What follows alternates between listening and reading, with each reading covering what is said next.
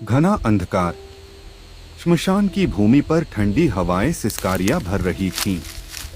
टेढ़े मेढ़े पेड़ों की छायाएं धरती पर ऐसे रेंग रही थीं मानो कोई अदृश्य प्राणी धीरे धीरे आगे बढ़ रहा हो।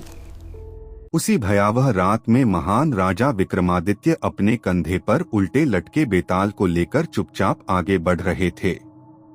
अचानक बेताल ठहाका मारकर हंसा। राजन, आज मैं तुम्हें एक यक्षिणी की कथा सुनाऊंगा। यदि जानते हुए भी तुमने उत्तर नहीं दिया तो तुम्हारा सिर 100 टुकड़ों में बिखर जाएगा, और यदि बोलोगे तो मैं फिर उड़कर उसी पीपल के वृक्ष पर जा लटकूंगा। राजा विक्रम मौन रहे। बेताल ने कथा आरंभ की। बहुत समय पहले उज्जैनी से दूर रत्नपुर नामक राज्य था। वहां एक युवा राजकुमार आर्यकेतु रहता था। वह पराक्रमी था किंतु अत्यंत जिज्ञासु भी। एक दिन शिकार के दौरान वह घने वन में भटक गया। उस वन में एक प्राचीन सरोवर था जिसके चारों ओर चमेली और नागकेसर की सुगंध फैली रहती थी। रात होते ही वहां एक अनुपम सुंदरी प्रकट होती। वह थी एक यक्षिणी। उसका नाम था चंद्रलेखा। उसके केश काले बादलों जैसे, आंखें नीली झील जैसी और मुस्कान चंद्रमा की शीतल किरणों जैसी थी। किंतु उसकी सुंदरता के पीछे एक गहरा रहस्य छिपा था। चंद्रलेखा वास्तव में स्वर्गलोक की यक्षिणी थी। उसे श्राप मिला था कि जब तक कोई मनुष्य उसे सच्चे प्रेम से स्वीकार न करे वह पृथ्वी पर भटकेगी। परंतु जो भी पुरुष उसके सौंदर्य पर मोहित होकर स्वार्थ से पास आता वह उसकी प्राण शक्ति हर लेती। राजकुमार आर्यकेतु ने जब पहली बार चंद्रलेखा को देखा तो उसका हृदय विचलित हो उठा। परंतु उसके मन में वासना नहीं बल्कि करुणा और सच्चा प्रेम था। वह प्रतिदिन सरोवर के पास जाता और उससे बातें करता। धीरे धीरे चंद्रलेखा भी उसके प्रेम में बंधने लगी। किंतु उसे भय था, यदि आर्यकेतु को उसके श्राप का सत्य पता चला तो वह भी अन्य पुरुषों की तरह भाग जाएगा। एक दिन राज्य में अकाल पड़ा। प्रजा भूखी मरने लगी। राजकुमार चिंतित हुआ। तभी चंद्रलेखा ने कहा, यदि तुम मुझसे विवाह कर लो तो मैं अपने यक्ष लोक की शक्तियों से तुम्हारे राज्य को समृद्ध कर दूंगी। परंतु विवाह के बाद तुम्हें कभी मुझसे मेरे अतीत के विषय में प्रश्न नहीं करना होगा।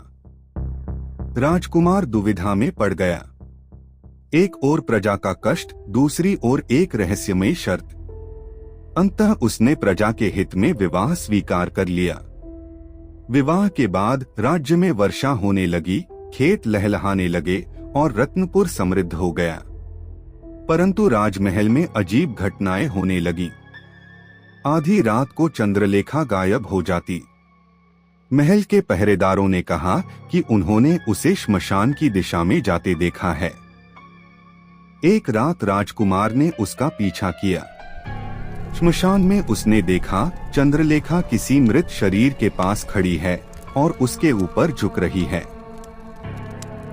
उसके मुख से दिव्य प्रकाश निकल रहा था। राजकुमार का हृदय टूट गया। उसने क्रोध में पुकारा, तुम कौन हो? क्या तुम मेरी पत्नी हो या कोई प्रेतिनी? उसके इतना कहते ही श्राप टूट गया। चंद्रलेखा ने आंसुओं भरी आंखों से कहा, तुमने प्रश्न कर दिया आर्यकेतु। मैं यक्षिणी हूँ। मृत शरीरों से मैं राण नहीं बल्कि दुष्ट आत्माओं को मुक्त करती थी ताकि वे तुम्हारे राज्य को हानि न पहुँचाएं। परंतु अब तुम्हारा प्रश्न मेरे श्राप की अंतिम कड़ी था। मुझे लौटना होगा। प्रकाश की चमक के साथ वह अदृश्य हो गई। राजकुमार पश्चाताप में डूब गया।